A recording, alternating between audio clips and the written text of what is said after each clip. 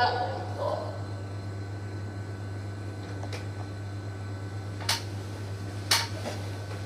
Di sini aku tampilin Alibaba.com buat teman-teman. Kenapa? Karena Alibaba.com sampai saat ini masih menjadi salah satu marketplace dunia yang banyak banget digunakan oleh orang di seluruh dunia. Oke. Nah, di Alibaba.com ini enaknya teman-teman bisa komunikasi sama sellernya pakai bahasa Inggris karena mereka memang websitenya website global atau internasional, jadi mereka prefer menggunakan bahasa Inggris.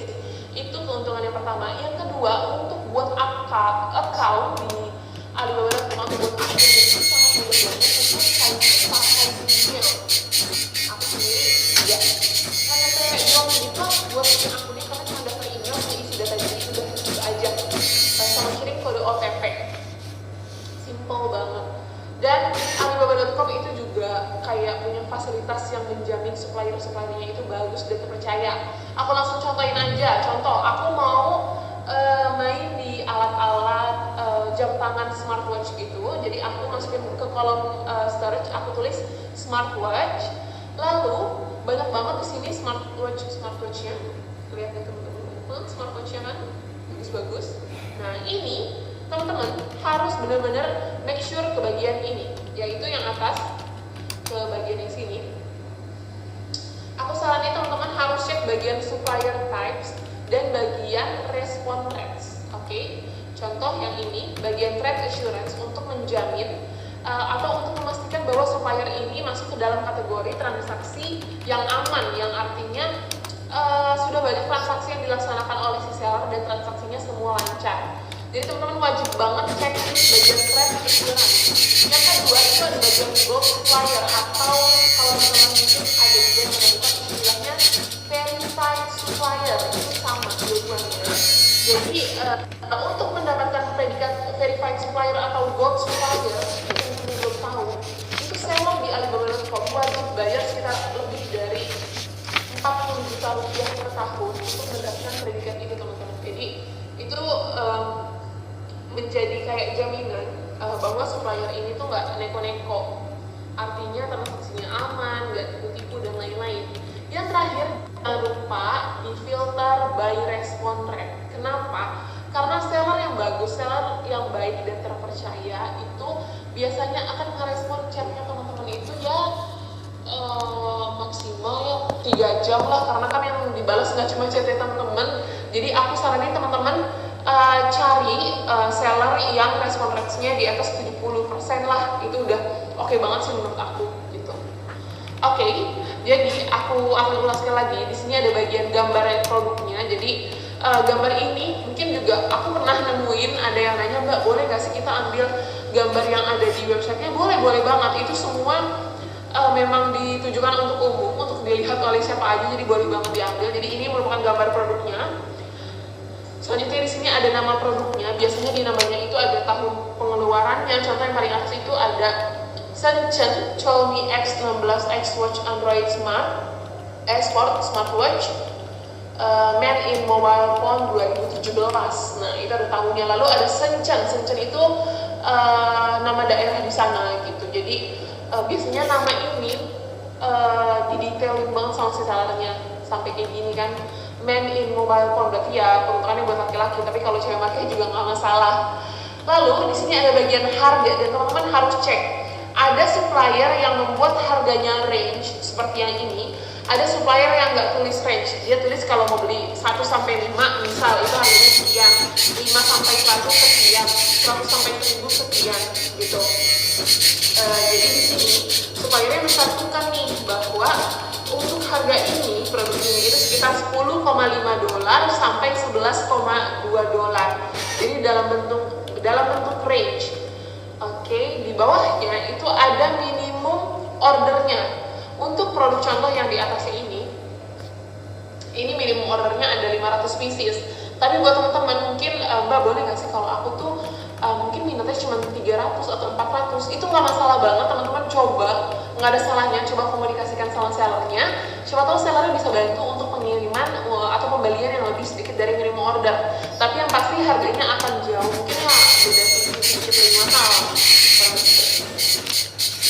Oke, selanjutnya di sini sini ada bagian usia, dan aku saranin teman-teman cari usia toko. Di sini bagian usianya nanti bisa dicek.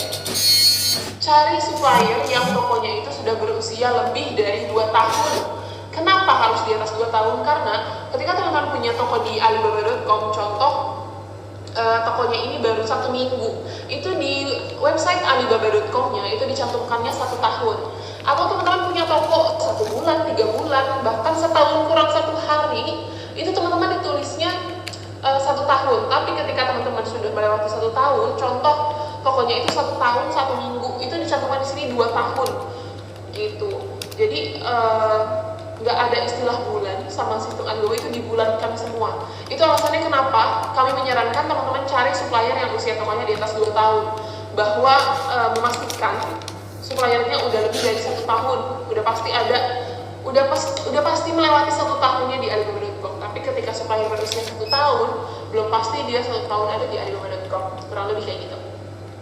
Oke, aku sudah menemukan produk yang aku idam-idamkan, yaitu yang ini, karena elegan, simple gitu kan, cantik banget kelihatannya, cewek cowok bisa pakai. Dan di sini ketika harga yang dicantumkan supplier itu merupakan range, contoh kayak gini, untuk harga produknya di sini itu sekitar 29 sampai 35 dolar dengan ketentuan pembeliannya harus fisik, ya. Dan di sini ada tulisan get latest price. Get latest price. Ini fungsinya untuk apa? Jadi ketika teman-teman menemukan harganya range, itu teman-teman akan diberikan tombol khusus. Ya, istilahnya aku nyebutnya sih tombol khusus, itu tombol get latest price. Gunanya untuk apa? Untuk teman-teman, ketika teman-teman klik get latest price, langsung muncul automatic chat yang akan masuk ke chat antara teman-teman dan supplier untuk memudahkan komunikasinya.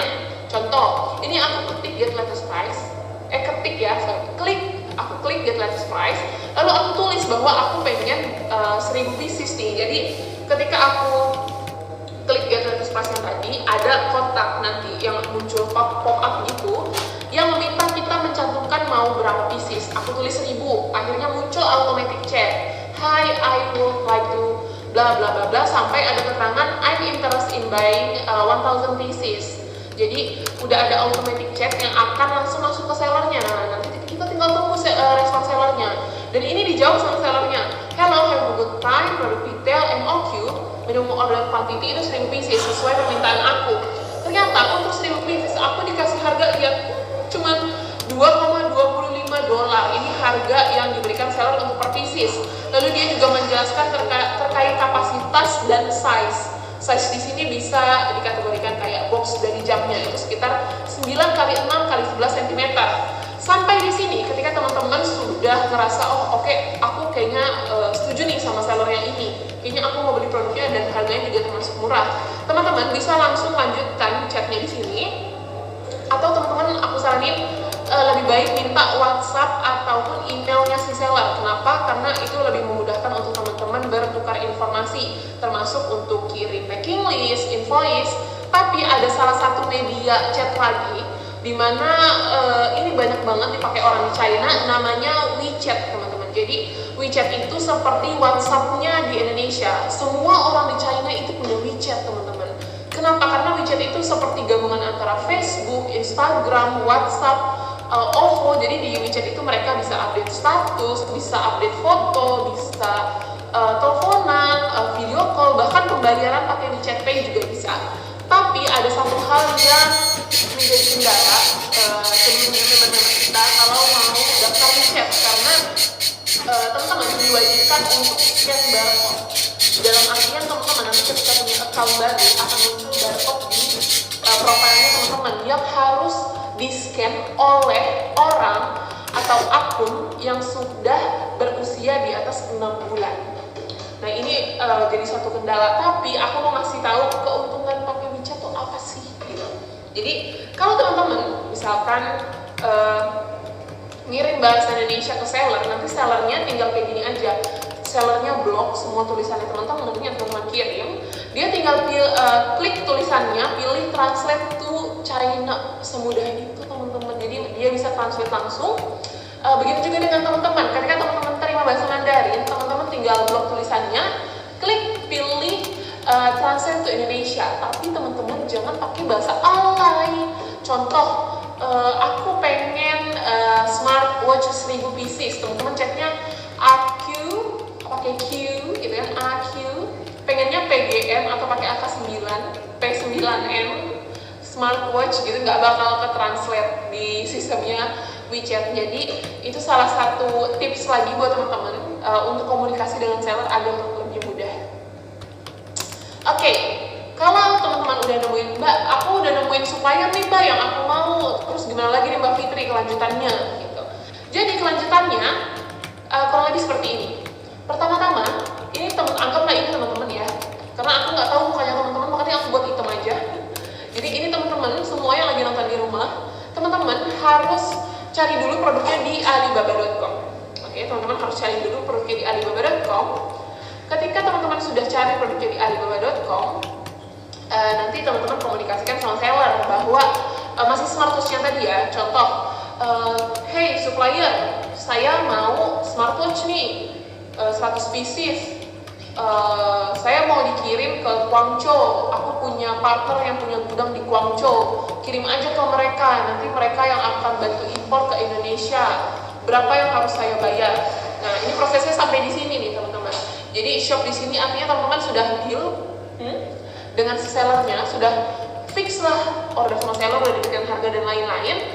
Nanti seller akan keluarkan invoice. Tadi invoice apa? Aku udah jelaskan ya, bahwa invoice merupakan dokumen tagihan atau dokumen yang menjelaskan terkait rincian harga produknya. Ketika teman-teman sudah dapat invoice dari seller, ini kan udah teman-teman terima nih, teman-teman jangan lupa berikan ke pihak importir.org. Jadi pihak kami nanti akan mendapatkan invoice dari teman-teman. Seperti yang aku sampaikan, tugasnya teman-teman cari seller sampai dapetin invoice. Cari seller sampai dapetin invoice. Oke, nanti invoice-nya teman-teman upload ke sistem importir.org. Setelah teman-teman upload, kita akan jadi nanti supplier akan memberikan harganya menggunakan mata uang China, yaitu yuan atau RMB.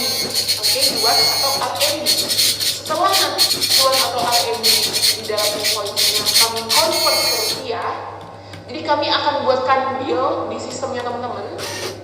Oke, aku ulang ya. Jadi nanti invoice yang bermanfaat kita dalam tujuan awal ini akan kita convert ke rupiah. Jadi kita bantu buat ke rupiah sesuai dengan invoice. Jadi nanti teman-teman akan dapat tagihan dari kami itu biar rupiah, biar kami aja yang teruskan ke supplier menggunakan yuan atau RMB. Jadi teman-teman gak usah pusing harus ke money changer atau harus ngantri di bank untuk transfer nominal besar dan transfernya juga ke beda negara. Itu gak usah ribet-ribet karena kami punya bank account di China. Jadi importir.org punya rekening bank lokal Cina. Jadi kita akan bantu pembayarannya bisa via transfer bank atau via Alipay, kurang lebih seperti itu. Oke, ini aku mau simulasikan gimana sih prosedur import di importir.org.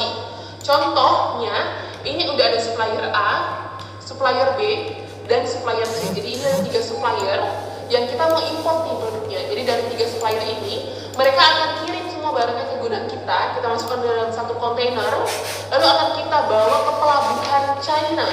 Sampai di pelabuhan China nanti akan dicek oleh pihak bea cukai. Kalau sudah oke, nanti akan berlayar menuju Indonesia kita tercinta. Sampai di Indonesia nanti, teman-teman gak usah perlu repot-repot ngurus bea cukai karena pihak importir.org yang akan pergi ke bea cukai untuk urus custom clearance bea cukai produk teman-teman. Jadi semua nanti diurus oleh pihak importir.org. Kalau sudah oke, nanti produknya akan dibawa ke gudang kita yang di Indonesia dan akan kita kirimkan ke Bapak A, Bapak B, dan Bapak C. Aku sekali lagi ulangin bahwa tugasnya teman-teman ketika impor lewat importir.org itu cuma satu, komunikasi dengan seller sampai dapatkan invoice. Nanti mulai dari pembayaran ke seller, lalu pengiriman ke Indonesia, proses importasinya, lalu proses bea cukai custom clearance-nya, sampai pengiriman ke alamat tujuannya teman-teman, itu semua dibantu oleh pihak importir.org. Jadi setelah teman-teman upload invoice-nya, input ordernya, teman-teman silakan lanjutkan aktivitas lainnya sambil menunggu produk dari importir.org datang.